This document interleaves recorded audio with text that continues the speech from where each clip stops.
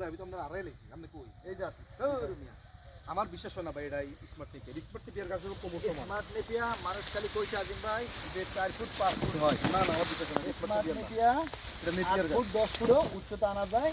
সেটা সবকিছু নির্ভর করে আপনার চাষের উপর আপনার যত্নের উপরে এটা কেউ বিশ্বাস করবে যে স্মার্ট নেপিয়ার গাছ আমার মাথার সমান এটা কেউ করবে না। তবে আপনি তো ঘাস চিনেন আমি তো 5 ফিট 10 ইঞ্চি একটা মানুষ আপনি তো ঘাস চিনেন আজিম ভাই, এই এক। আর যদি ওরা যারা এই খামার সেচে জড়িত তারা তো পাতা দেখলে অবশ্যই চিনবে।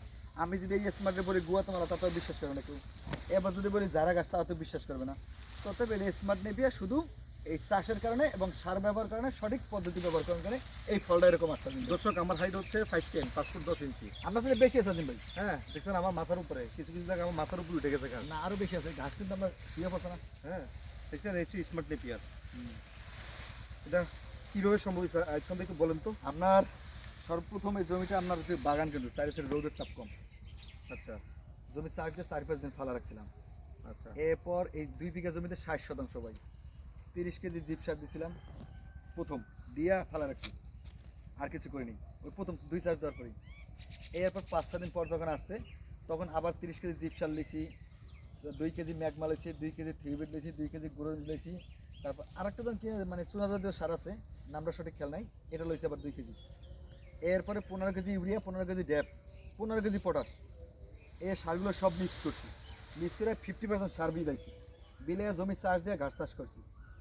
ঘাস চাষ করে যখন 10 থেকে 12 দিন আসছে তখন ঘাসের গোড়ায় হালকা পরিমাণ মাটি দিছি।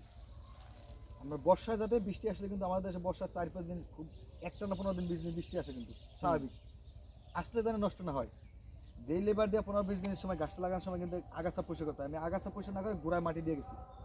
মাটি দিয়ে ঝোপটা বড় হয়েছে, ঝোপে আর কি শাখা বাড়ছে। আমার এখান থেকে এই যে 4 ফুট গ্যাপ ধরে দেখেন, এই মেন এসিটা আমার এই 4 ফুট গ্যাপে লাগাইছেন কিন্তু 1 ইঞ্চি জায়গা ফাঁকা দেখেন, নাই এই হচ্ছে এই 4 ফিট, পাশে 4 ফিট দিছি, লম্বায় 1 ফুট পর পর দিছি।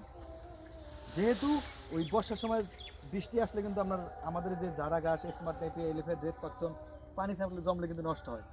এই নষ্ট রোধ করার জন্য গোড়ায় চাকা মাটি দিয়ে গেছি, মাটি দিয়ে ওই জায়গাটা উঁচা করছি 2 ইঞ্চির মতো। এরপরে 15-20 দিন পর ওই যে 50% সার ব্যবহার করছি, ওই বাকি 50% সার জমিতে আবার ছিটিয়ে দিছি। ছিটিয়ে দিয়ে জমিতে পানি দিয়ে 2 দিন জমে রয়েছে।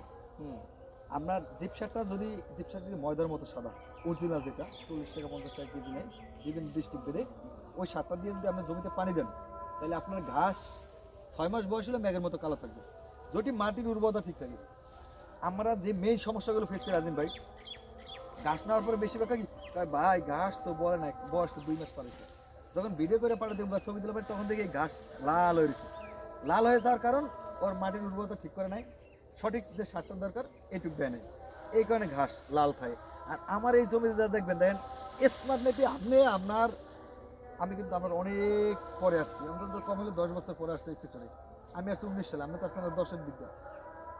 আপনি কোথাও দেখেন না স্মার্ট নেপিয়া যে 8 ফুটের বা 9 ফুট উচ্চতা হয়, আমার এগুলো আছে। না আমি দেখি নাই আর এই যে এই দেখেন আজিম ভাই এখনো কিন্তু এই ঘাসে চারা উপযোগী হয় না, হয়েছে একটা গাছের চারা উপযোগী হয় না, এখনো হয় না, আগামী 2 মাসে এটা হবে না। তবে হ্যাঁ এই গাছটা দিয়ে আমি লাভবান হয়েছি এখানে আজিম ভাই, এই গাছটা আরো হাইট হবে। আচ্ছা এরপর এই মাথা পর্যন্ত এসে এই গাছটা চারা উপযোগী হবে। অনেক কাটিং আমি হবে এক গাছ থেকে আমি এখন বেচলে যদি আমার সঠিক পদ্ধতি ব্যবহার না করতাম, ধরেন এখন এই জমির কাটিং বেচতাম, তাতে একটা গাছে 5টা কাটিং পাইতাম, 100 গাছে 500 পাইতাম। একটা স্মার্ট নেপিয়া যদি আপনার চাষ পদ্ধতি ঠিক হয় তাহলে 250 পর্যন্ত জোপ হয়। যারা গাছে খামার সেক্টর যারা যদি আমরা সবাই জানি এক জোপে 15 থেকে 20টা গাছ হয়, 30টা হয়, 40টা, কারণ 2টা করে চারা দিলে। এই যে আমার একটা জোপ আজিম ভাই,